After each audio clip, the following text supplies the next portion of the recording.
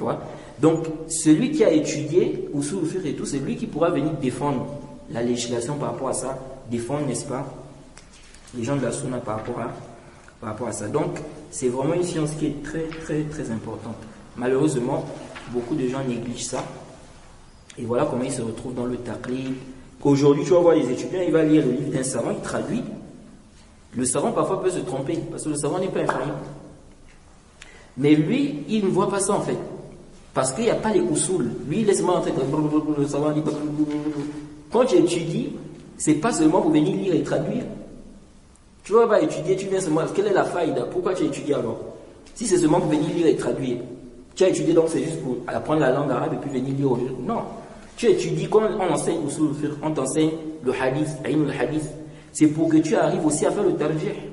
Pour que tu arrives à voir que, ah non, la vie là n'est pas sahih, la vie là est sahih. Pour que tu arrives à te sortir du taqlid. Vous voyez? Mais si maintenant toi tu étudies, et tu es toujours là seulement, tu viens le savoir, même ce qui est khatat, tu es là, tu lis ça. Non. Ça c'est pas...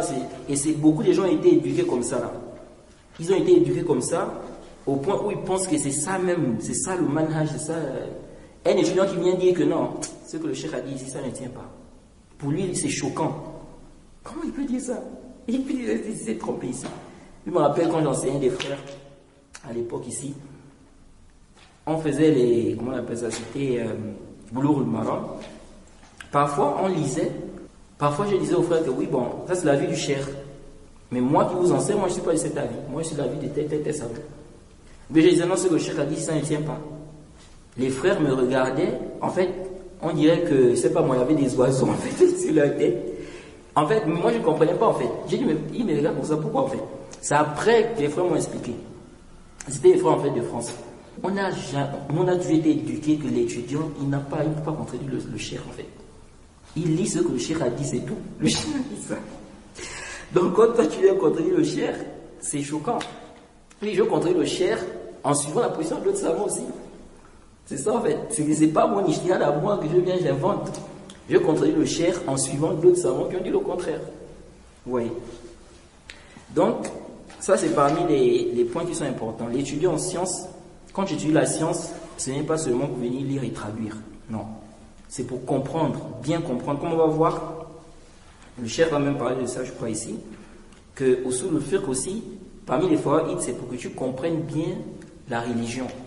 Pour bien comprendre la religion, les textes du Coran et de la Sunna. Tu comprends que ça c'est général. Ça ce n'est pas général. Ça c'est spécifique. Ce qu'on prend en considération c'est, n'est-ce pas, le texte général, etc., etc. Et quiconque fait scission d'avec le messager, après que le droit chemin lui est apparu, et suit un sentier autre que celui des croyants, alors nous le laisserons comme il s'est détourné, et le brûlerons dans l'enfer. Et quelle mauvaise destination!